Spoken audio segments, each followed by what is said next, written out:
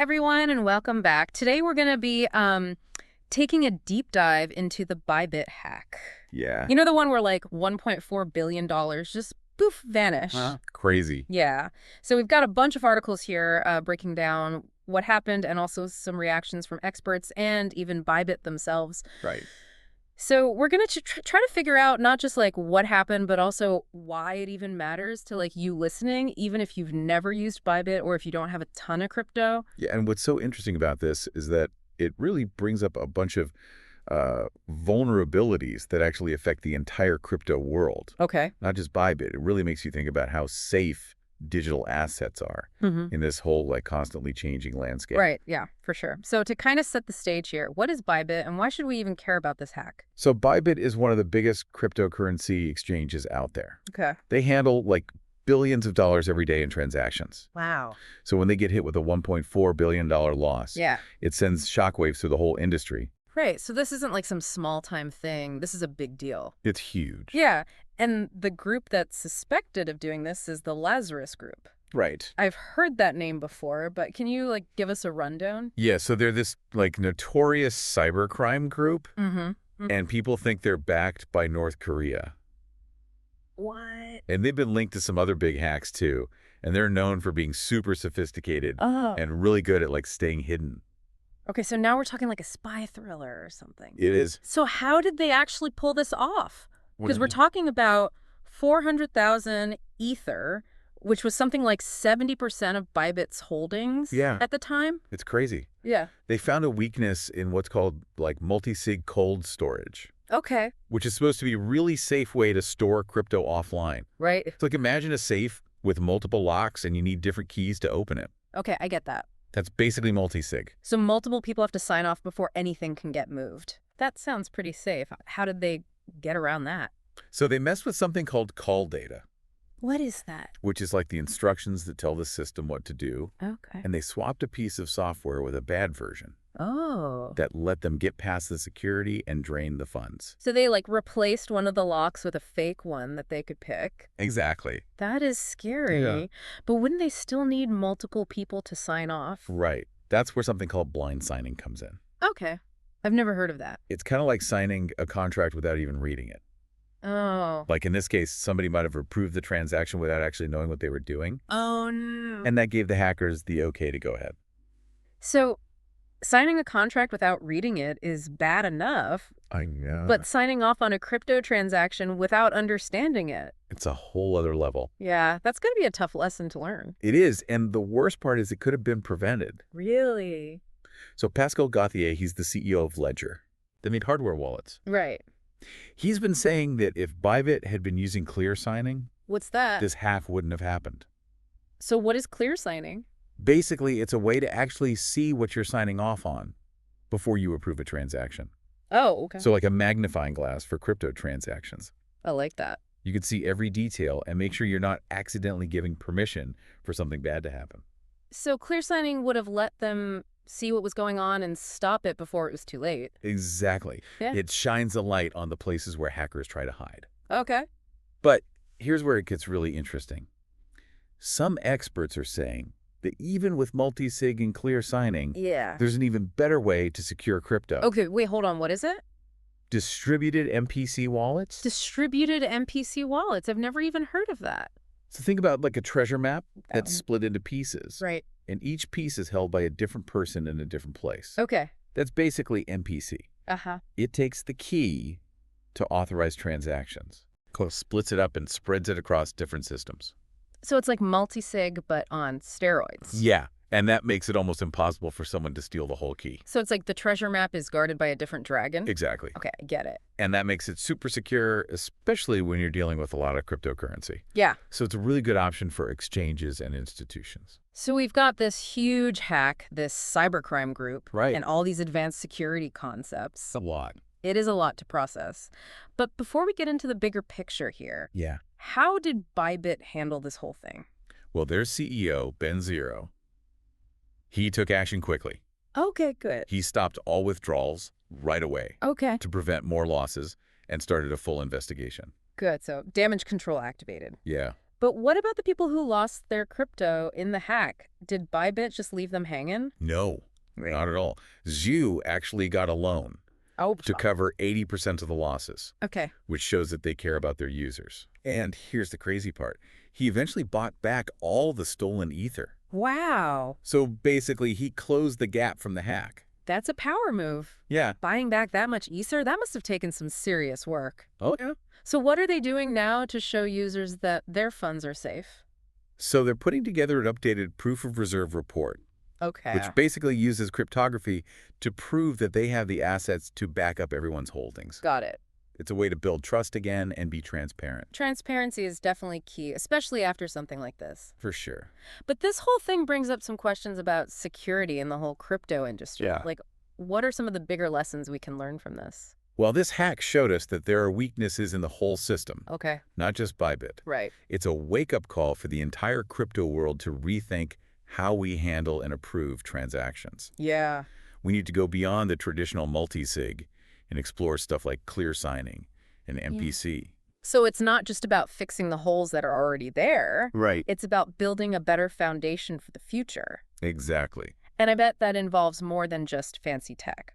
Yeah, for sure. What about the human element? What can everyday users do to protect themselves? Even if you're not dealing with millions of dollars, the lessons from this hack are important. Okay. It's a reminder that everyone needs to be proactive about security. Right. You know, understand the risks of blind signing, verify your transactions carefully, and maybe look into self-custody options. So it's about taking control of your own crypto. Exactly. Not just trusting exchanges blindly. That's right. But let's not get too far ahead of ourselves. For now, let's shift gears a bit and talk about the geopolitical side of this whole thing. Yeah. You know, we're talking about the Lazarus Group. Right. A group with suspected ties to North Korea. Yeah, this changes things a lot. Mm-hmm. We're not just talking about some cyber criminals trying to make a quick buck. This could be a whole country using stolen crypto to fund their activities. Whoa. And that adds a whole new level of risk to the crypto world. Yeah. It makes you wonder how we can even protect ourselves from these kinds of threats. It's like something straight out of a spy movie. It really is. Nation states, stolen cryptocurrency, a global network of cybercrime. Crazy, right? It's getting intense, but let's zoom out for a second and look at the big picture. Okay. What does this hack tell us about the future of crypto security? I think it shows how important it is to create a more secure and resilient crypto world. Right. It's about using solutions like clear signing and MPC, Yeah. not just as like extra features, but as the foundation for a stronger crypto infrastructure. Okay, so Yeah. it's like a turning point. The industry has to decide what kind of future it wants. Yeah.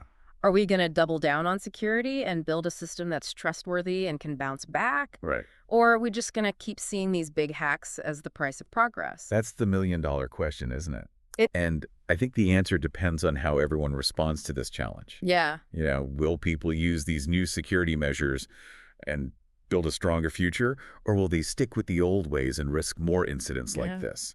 Only time will tell. Yeah. But one thing's for sure, this hack has started a conversation about security that's not going away.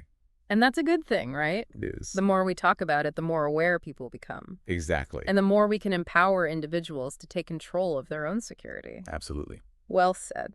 Well, on that note, let's take a quick break. And when we come back, we'll get into some practical things that you, the listener, can do to protect yourself in this crazy crypto world. That's good. Stay tuned. All right. So before the break, we were talking about taking control of our own crypto destiny. Right. Let's get practical. What are some things that listeners can do right now to protect themselves? Well, first things first, let's talk about blind signing again. Yeah. We touched on it before, but it's really important because it's a huge weakness that hackers love. Think of it this way. You wouldn't sign a contract without reading it, right? Of course not. Well, blind signing in the crypto world is basically like signing a blank check. Yeah. You're giving someone else total control over your money. That's terrifying. It is, especially in the world of crypto. So how do we avoid falling into that trap? It's all about knowing what you're doing and taking the time to understand what you're agreeing to. Okay. So when you're dealing with smart contracts, Yeah. which are like agreements written in code, Right. always, always, always, always double check everything before you click approve. Okay. Don't just click through it. Take a minute to figure out what's happening, where your money's going, and what permissions you're giving. So it's like checking the address before you send a package. Exactly. A few seconds of looking things over can save you a ton of trouble later. Right. Now, another important thing is to think about self-custody. Yeah, I've heard of that. This means holding your own private keys, which gives you way more control over your crypto, and you're not relying on some third-party platform. Self-custody sounds cool, but also a little scary. Like, what if you lose your keys, then you lose all your crypto, right? That's true. There's definitely more responsibility. Yeah. It's like having your own vault instead of using someone else's safe. Okay. But there are things you can do to make it safer. Like what? For example, hardware wallets. Okay. These are physical devices that store your keys offline. Oh, so they can't be hacked. It makes it way harder. So like a super secure USB drive that you keep in a safe? Yeah, kind of. But what if you're not ready for that level of security? Right. Are there any other options for regular people? Of course, there are software wallets, too. Okay. I've heard of Those are apps that you can put on your phone or computer. Right. They're usually easier to use than hardware wallets, but they might not be quite as secure. So it's about finding a balance between security and convenience. Exactly. Yeah. Now, you mentioned diversifying your crypto before. Yeah. Can you talk about that a little more? Sure. Diversifying is super important for managing risk. Right. You wouldn't put all your money in one stock. No. So you shouldn't put all your crypto in one exchange or wallet either. So don't put all your eggs in one basket. Exactly. Spread your holdings around to different platforms, and you'll be less affected if something bad happens. Makes sense to me. One more thing that people often forget is staying up to date on the latest security advice. Okay. The crypto world is always changing, and there are new threats all the time. So it's like a game where the rules keep changing. Exactly. You got to stay adaptable and learn new strategies to stay ahead. How do we do that? Where do we find good information about crypto security? The good news is there's tons of information out there. Yeah. You can sign up for newsletters, follow experts on social media, go to conferences and webinars. There are also websites and forums where people share tips and advice. So it's out there if we just look for it. It is, but sometimes it's hard to know who to trust. That's true. There's so much info out there, and it can be tough to separate the good stuff from the bad. How do you do it? You have to be careful and think critically about what you see. Okay. Look for sources that are known to be good. Uh-huh. Check multiple sources to make sure the information is right. Right. And don't be afraid to ask questions. Okay. If something sounds too good to be true, it probably is. Yeah, that's good advice. So you're an expert in this field. What do you do to keep your own crypto safe? Well, I definitely do all the things I've been talking about. Okay, good. I use both hardware and software wallets. Right. And I make sure to spread my holdings around. So you don't put all your eggs in one basket. Right, and I'm super careful about checking transactions before I approve them.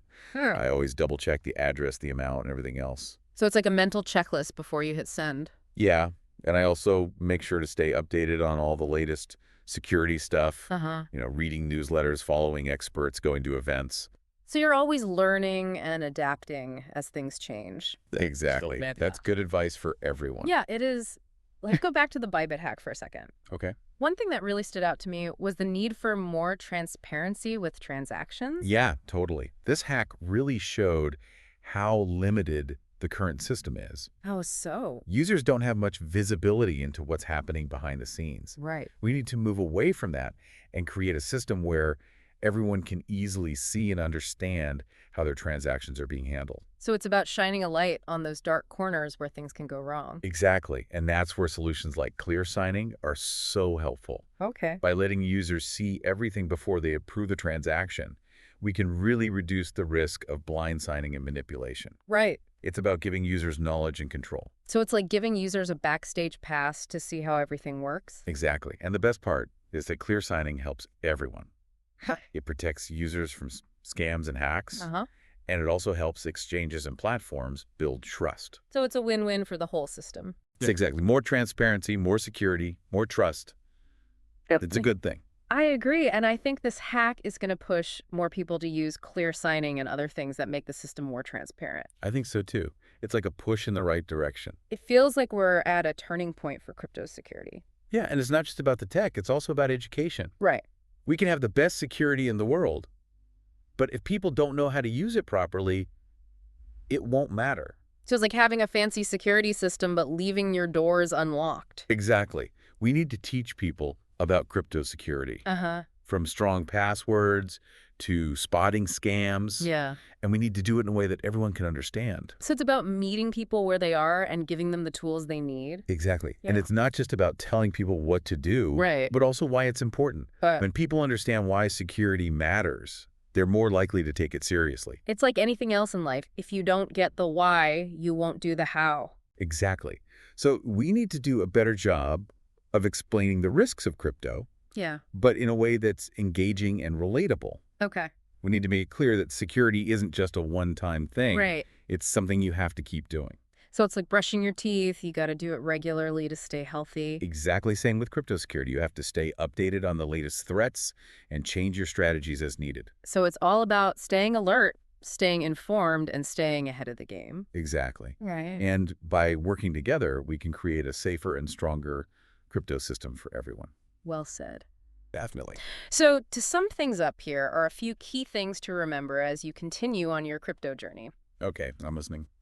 First, security is not a one-time thing. It's an ongoing process. Right? Stay informed, stay alert, and change your strategies as needed. Good advice. Second, don't be afraid of new technology. Yeah. Embrace those new solutions and be part of making crypto more secure. Makes sense. And finally, remember the power of community. Yes. Connect with other crypto people, share what you know, ask questions and support each other. We're all in this together. Exactly. As we go forward, let's keep talking about security. Yeah. Let's push for more transparency and build a crypto world where everyone can feel safe and confident. I'm all for that. Thanks for joining us on this deep dive, everyone. It's been fun. Until next time, stay curious, stay informed, and stay secure.